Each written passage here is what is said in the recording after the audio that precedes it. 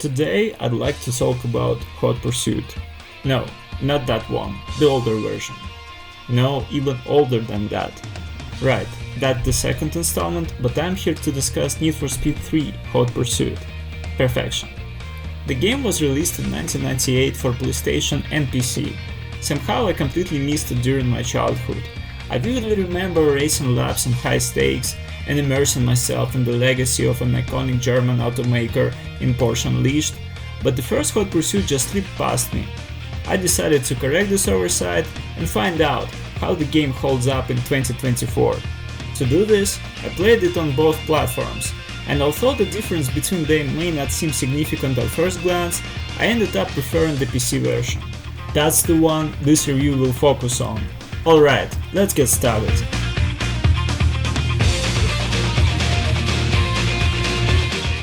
The game features 4 race modes.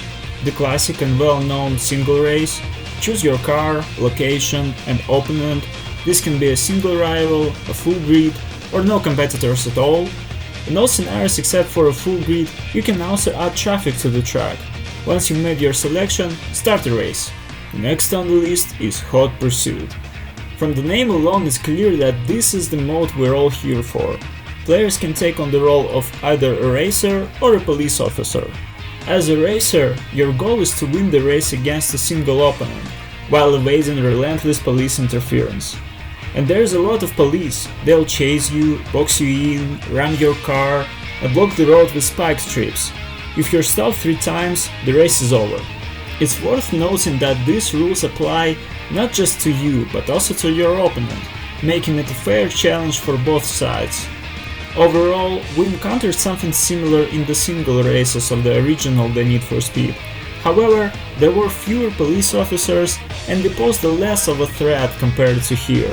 That said, the race in the original ended after just 2 warnings. Congratulations! You've just won an all-expenses-paid county vacation.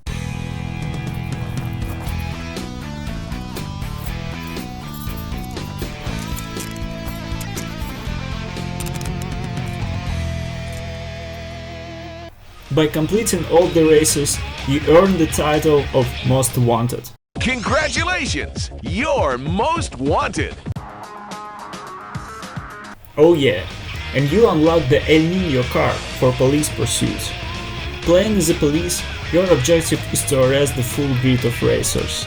Thankfully, making an arrest only requires stopping a racer once. This is a fantastic mod that adds significant variety to the gameplay loop.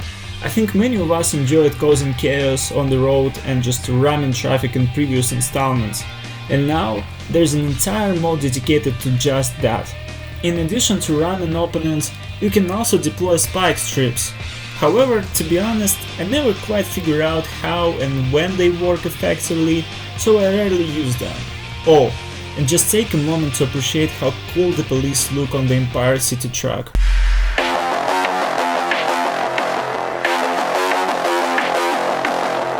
Completing this mode rewards you with the police version of the Diablo SV.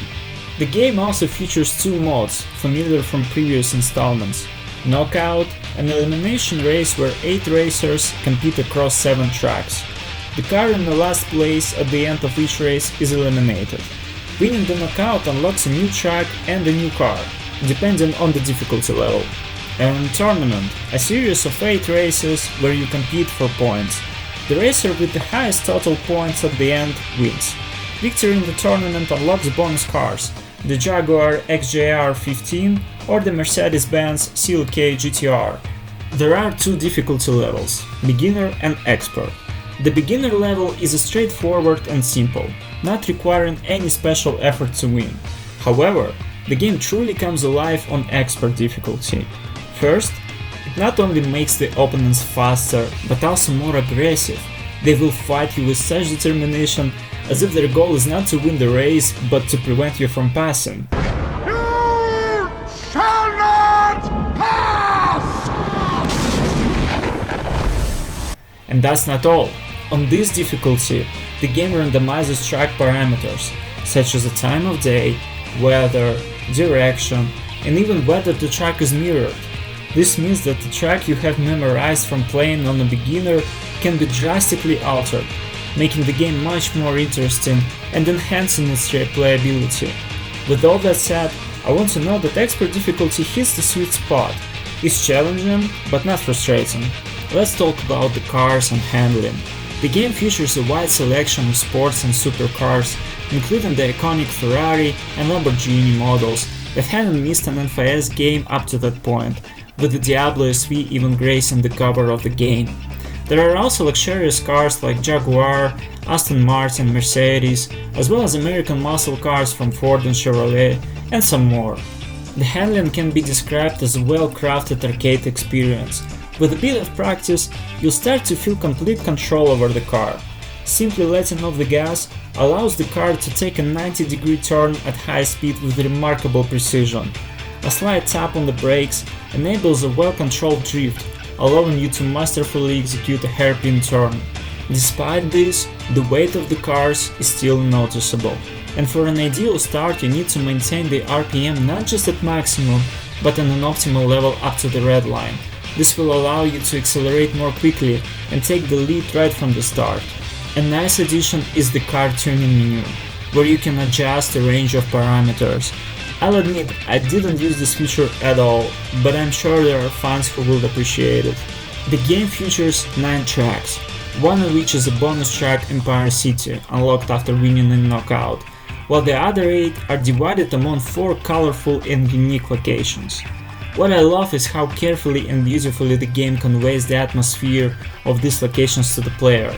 The subtle sound effects, for example while driving through the hometown track set in picturesque wooded area, you can hear the barking of the dogs as you pass by what seems to be a private property.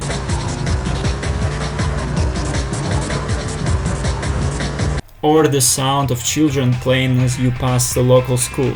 Although, thinking about it, it's probably not ideal that we're racing at high speeds right past the school. There are also more noticeable details, such as on the Aquatica track, where driving through an underwater tunnel you can spot submarines. A couple of times I was so captivated by the surroundings that I lost focus on the race and missed the corners.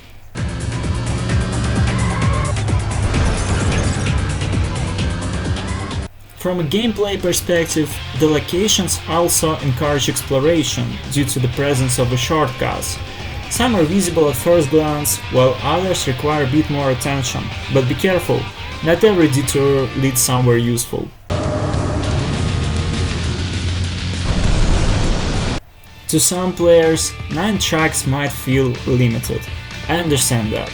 But as I mentioned earlier, by tweaking the track parameters, you can change them beyond recognition and extend the enjoyment of the game. In conclusion, I believe the game has aged incredibly well, and has definitely stood the test of time. Even today it remains fun, thrilling and engaging. I sincerely think that it's worth playing not only for retro gaming enthusiasts, but also for racing fans in general. You will definitely not waste your time and may even discover a new favorite installment in the Need for Speed series. Now please, share your impressions of Hot Pursuit in the comments. Have you played it? Do you enjoy it? And if you haven't, would you like to give it a try? As always, this was Radio Nick. Thank you for your attention and see you next time.